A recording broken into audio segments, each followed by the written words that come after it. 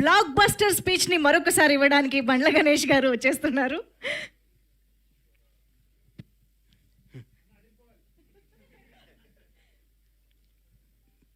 మొదటగా మీ జీవితాలు ఎలా ఉన్నా మీరు అతి సామాన్యమైన జీవితం గడుపుతూ కూడా మీ భార్య బిడ్డల కంటే సినిమా రంగాన్నే మక్కువ చేసుకొని సినిమా రంగమే మా అందరికీ వారధై సారథై మాలో ఎవరికి టాలెంట్ ఉన్నా దాన్ని జనానికి తెలియజేయడానికి కృషి చేస్తూ అహర్నిశలో పనిచేస్తున్న నా పాత్రికేయ మిత్రులందరికీ పాదాభివందనాలు. మీరు చేసే కళామ తల్లి సేవలో మీరు చేసే కష్టంలో మీరు ఫలితం పొంది చాలా తక్కువ, మీరు అనుభవిస్తుంది చాలా తక్కువ. మీ ద్వారా మీరు రాసిన మీ చేతి ద్వారా మీరు రాసి మీ పెన్ను ద్వారా కొన్ని జీవితాలు కొన్ని అద్భుతమైన స్థాయిలోకి తీసుకొచ్చిన మీ అందరికీ మీ రుణం తీర్చుకోలేంది. మీ అందరినీ ప్రతి ఒక్క తెలుగు ఇండస్ట్రీలో ఉన్న ప్రతి ఒక్క టెక్నీషియన్ కానీ ఆర్టిస్ట్ కానీ ప్రతి ఒక్క నిర్మాత కానీ మిమ్మల్ని హృదయాల్లో పెట్టుకొని చూసుకోవాలి. ఎందుకంటే మిమ్మల్ని ప్రేమించడం తప్ప మీకు మేమిచ్చి కొనలేము, మీ అభిమానాన్ని మేము పొందలేము, మీ ఆశీస్సులు తప్ప. మీ అందరికీ ఫస్ట్ ఉదయపూర్వక ధన్యవాదాలు తెలియజేస్తున్నాను. ఎందుకంటే దాదాపు 7 సంవత్సరాల తర్వాత సినిమా రంగం మీడియా ద్వారా రావడం జరిగింది. మీడియా రంగంలో నాకు ఎంతో సన్నిహితులు. నేను 32 ఏళ్ల కిందట వినాయకరావు గారు నాకు ఫస్ట్ ఇండస్ట్రీకి వచ్చిన పరిచయం. వినాయకరావు గారు, బాలరెడ్డి గారు, బిఏ రాజు గారు, మోహన్ కోటెడ్డి గారు, జగన్ గారు, ఎందరో, మన భాస్కర్ భట్ల నా స్నేహితుడు, గంగాధర శాస్త్రి గారు, అన్నీ రవి, రకరకాల మంది, ఎంతోమంది ప్రవాహం పడుతూ ఉన్నారు, కొత్త వాళ్ళు వస్తున్నారు. కానీ మీకు అందే తక్కువ, మీరు పడే కష్టం ఎక్కువ.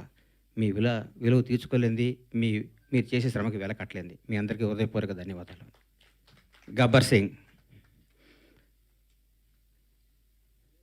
నా తల్లిదండ్రులు నాకు జన్మనిచ్చితే పవర్ స్టార్ పవన్ కళ్యాణ్ ఆయన నాకు బతుకునిచ్చాడు. పవన్ కళ్యాణ్ గారి గురించి ఎంత చెప్పుకున్నా నేను తక్కువే. నేను ఆర్థికంగా ఎంత స్థాయికి వెళ్ళినా కానీ పవన్ కళ్యాణ్ లేకపోతే నాకు ఈ క్రేజు ఈ పేరు ఉండేది కాదు. మామూలుగా చిన్న చిన్న వేషాలు వేస్తూ ఉండి అప్పటికి కూడా ఏ రోజు కూడా బండ్ల గణేష్కి క్యారెక్టర్ కావాలి, ఈ క్యారెక్టర్ బండ్ల గణేష్ అనే స్థాయికి నా జీవితంలో రావటం జరగలేదు. వేషాలు వేయటం జరుగుతూ ఉండేది, రకరకాలు ఉండేది. ఒకనొక టైంలో అప్పుడు అసిస్టెంట్గా ఉన్న మా block buster director Harish Shankar గారు కూడా నాకు ఒక చింతకాయల రవి అనే సినిమాలో నన్ను రికమెండ్ చేసి అమెరికా పంపించారు. అప్పటి నుంచి మా సన్నిహిత సంబంధాలు మాకుండేవి. నన్ను నిర్మాతం చేశారు పవన్ కళ్యాణ్ గారు. ఒకరోజు పిలిచి ఎందుకు అన్నాడు, కానీ నువ్వు సినిమాలు చేస్తావు, నేను నిర్మాత చేస్తాను. నేను షాక్ అయ్యి, నేను నమ్మలేదు. నన్ను నేను నమ్ముకోలేని పరిస్థితిలో కూడా నన్ను నిర్మాత చేస్తే చాలామంది ఆయన అభివృద్ధి కోరుకుని ఆయన సన్నిహితులు కూడా నువ్వేంటే గణేష్ సినిమా చేయటం అంటే కూడా నేను మాట ఇచ్చాను, మాట తప్పను అని నన్ను నిర్మాతం చేసిన పవన్ కళ్యాణ్ గారికి ఈ సందర్భంగా ఇంకొకసారి పాదాభివందనాలు తెలియజేసుకుంటున్నాను. గబ్బర్ సింగ్ ఒక చరిత్ర. ఈరోజు మార్నింగ్ ఎక్కడో వాకింగ్ చేసి బయటకు వస్తుంటే, ఏందన్నా గబ్బర్ సింగ్ రిలీజు అంటున్నావు, టీవీలో వస్తుంది, గొడవ ఉంది, రెండో రిలీజ్కి ఎంత క్రేజ్ అయిందా అని అడిగాడు ఒక ఆయన. నేనన్నా, హిందువులకి భగవద్గీత, ముస్లింలకి ఖురాన్, క్రైస్తవులకి బైబిల్ ఎంత పవిత్రమైందో పవన్ కళ్యాణ్ అభిమానులకు కూడా గబ్బర్ సింగ్ ఎంత పవిత్రమైందిరా బాబు, అది అప్పుడు చిరస్థాయిగా గుండెల్లో ఉండిపోయేది అని చెప్పాను. దాని గురించి మనం ఏం చేయలేం. ఈ సినిమా అణువణువున ఏ బ్రహ్మ ముహూర్తాన భగవంతుడు ఈ ముహూర్తాన్ని క్లాప్ కొట్టించాడో కానీ ఏ బ్రహ్మముహూర్తం హరీష్ శంకర్ గురించి చెప్పాలి. హరీష్ శంకర్ అనేవాడు జీవితంలో కోపానికి పగకి తేడా ఉంటుంది. కోప్పడేవాడు ఎవడో హానికరదు. కోపం అనేది నీడపాము లాంటిది, అది కరిచిన ప్రమాదం లేదు. పగ అనేది నాగుపాము లాంటిది, కరిస్తే చచ్చిపోతాం. మేమందరం కోప్పడే బ్యాచ్ అది. మేము ఏదన్నా గబగబ మాట్లాడుతుంటాం కానీ మేము ఏది మనసులో పెట్టుకోం. మాకు ఆ క్షణం నా పని అయిపోవాలి, ఆ క్షణం అది అయిపోవాలి. అంతేగాని మాకు కోపమో మాకు ఈగోనో మాకు మాట్లాడటం రాదని మీరు అనుకోవద్దు. మేము చాలా చిన్న స్థాయి నుంచి వచ్చిన వాళ్ళం కాబట్టి, చిన్న కుటుంబాల నుంచి వచ్చిన వాళ్ళం కాబట్టి, ఈ రంగుల ప్రపంచంలో మాకు స్థాయి వచ్చింది కాబట్టి, ఈ రంగుల దాంట్లో మాకు పేరు వచ్చింది కాబట్టి, దీన్ని నిలుపుకునే తాపత్రంలో మేము గబగబా మాట్లాడి కొన్ని తప్పులు చేస్తే దాన్ని మీరు మనసుకు తీసుకొని మమ్మల్ని హర్ట్ చేశాడు, మీ చేతిలో పెన్ అనే ఆయుధంతో మా జీవితాన్ని మీద మచ్చరాయకూడదని మనస్ఫూర్తిగా మీకు కోరుకుంటూ, మీ ఆశీస్సులు ఉండాలని ఆశిస్తూ, మీ అందరి ఆశీస్సులతో మేము పైకి రావాలని ఇంకొకసారి కోరుకుంటున్నాం. ఈ గబ్బర్ సింగ్ అనే సినిమాని అణువణువున ప్రతి అడుగు, ప్రతి మాట, ప్రతి క్షణం, ప్రతి కష్టం హరీష్ శంకర్కి చెందుతుంది. హీరో గారితో అంతకుముందు నేను తీన్మార్ సినిమా తీశా.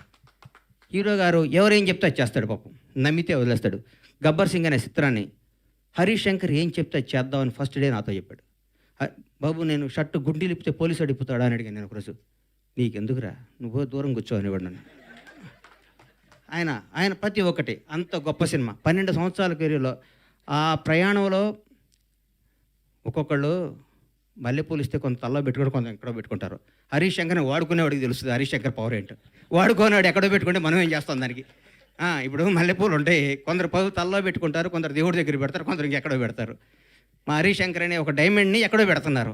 హరీష్ శంకర్ అనేవాడు నాకు వస్తే, హరీష్ శంకర్ అనేవాడు ఎక్కడితే ఆ పువ్వు అనేవాడిని ఎట్లా నేను చూపిస్తాను. నేను హరీష్ శంకర్ అనేవాడిని అద్భుతంగా ఒక సీసాలో అద్భుతమైన సీసాలో సారా పోతే సారా సీసా అవుద్ది, పాలు పోతే పాలు సీసా, అమృతంతో అమృతం సీసా అవుద్ది. హరీష్ శంకర్ అనేవాడు సీసాలు అంటాడు.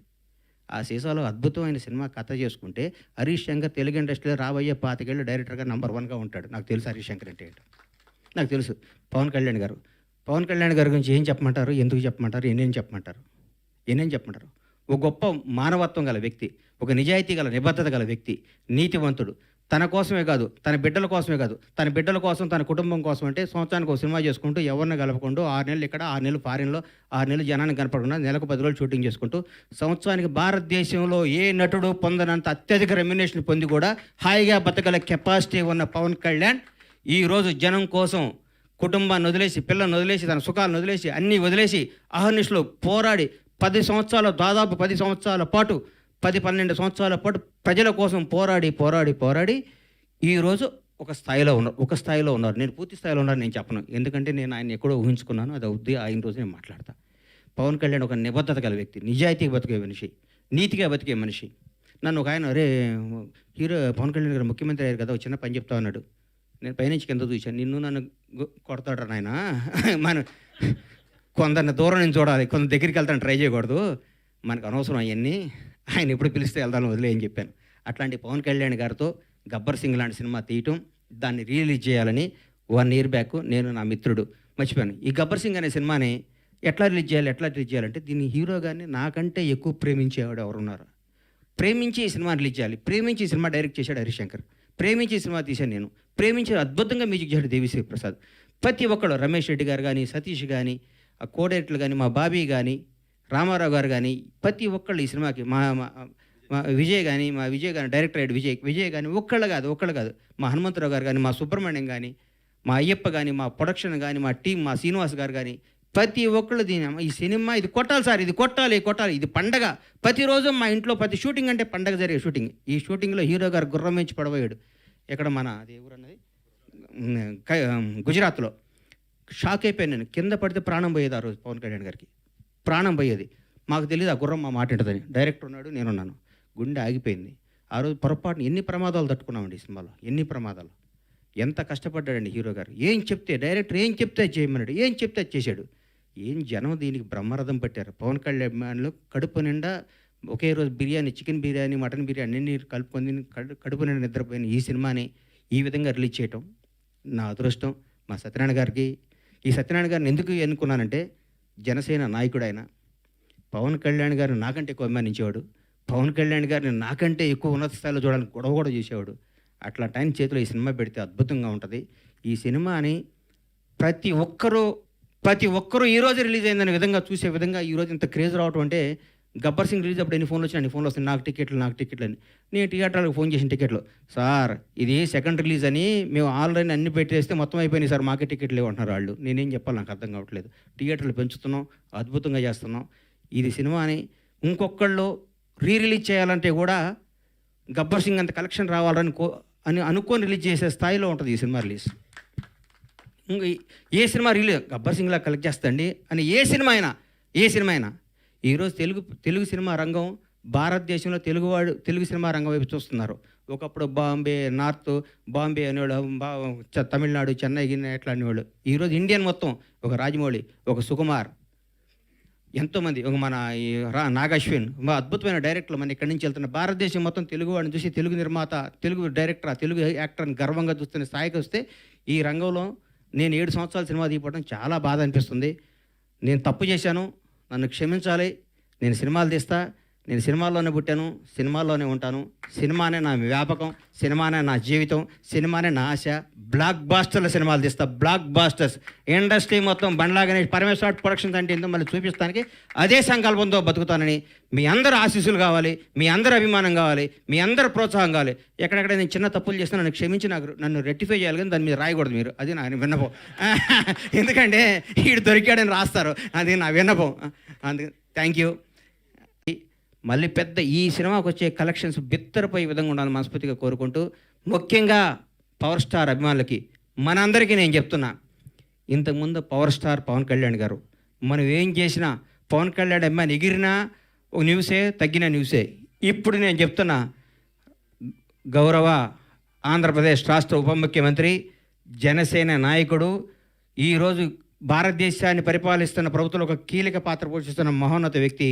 మనం థియేటర్లో చాలామంది థియేటర్లు ఎందుకు ఇవ్వట్లేదు అంటే, బాబోయ్ మీ పవన్ కళ్యాణ్ ఫ్యాన్స్ మా సీట్లు కొడతారంటున్నారు. మీ అందరికీ చెప్తున్నాం సార్, ఎగ్జిబిటర్స్ అందరికీ, మా పవన్ కళ్యాణ్ ఫ్యాన్స్ ఇంతకు ముందు కాదు, క్రమశిక్షణ గల వాళ్ళు, మీ సీట్లు ఎరగొట్టరు, ఆనందం తెలియజేసుకుంటారు, మీకు ఏ నష్టం చేయరు. దయచేసి మాకు థియేటర్లు ఇవ్వండి. దయచేసి చేతులెత్తి నమస్కరిస్తున్న ఎగ్జిబిటర్స్ అందరికీ థియేటర్స్ ఇవ్వండి.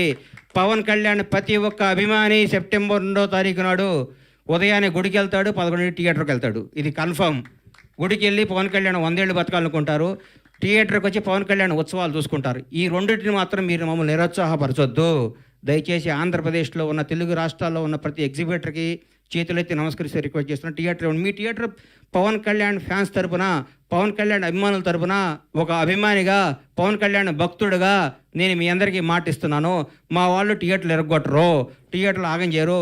పవన్ కళ్యాణ్ మనుషులు అండి మేము. మా బాస్ ఇలా ఆంధ్రప్రదేశ్ రాష్ట్ర ఉప ముఖ్యమంత్రి, జనసేన అధ్యక్షుడు, ఇంతకుముందు పవర్ స్టార్ కాదు. మేము మా దేవుడి కోసం మీకు ఏ హాని తలపెట్టాం, మేము అభిమానించుకుంటాం. ఈ గబ్బర్ సింగ్ సినిమా తీస్తే మాకు దైవ దర్శనం జరిగినట్టు కాబట్టి మా దైవ దర్శనానికి మీరు ఆటంకం కలిగించొద్దని రిక్వెస్ట్ చేస్తున్నాం. ఈరోజు ప్రతి ఒక్క కార్యకర్త, తెలుగుదేశం లేదు, బీజేపీ లేదు, ఆంధ్రప్రదేశ్లో ఉన్న జనసేన ప్రతి ఒక్కళ్ళు రోజు థియేటర్లో ఉంటా ఉంటున్నారు. మీరు థియేటర్లు అయిపోతే ఎట్లా సార్? ఇవ్వండి, దయచేసి ఇవ్వండి, మమ్మల్ని ఎంకరేజ్ చేయండి. Thank you. Super sir, thank you so much.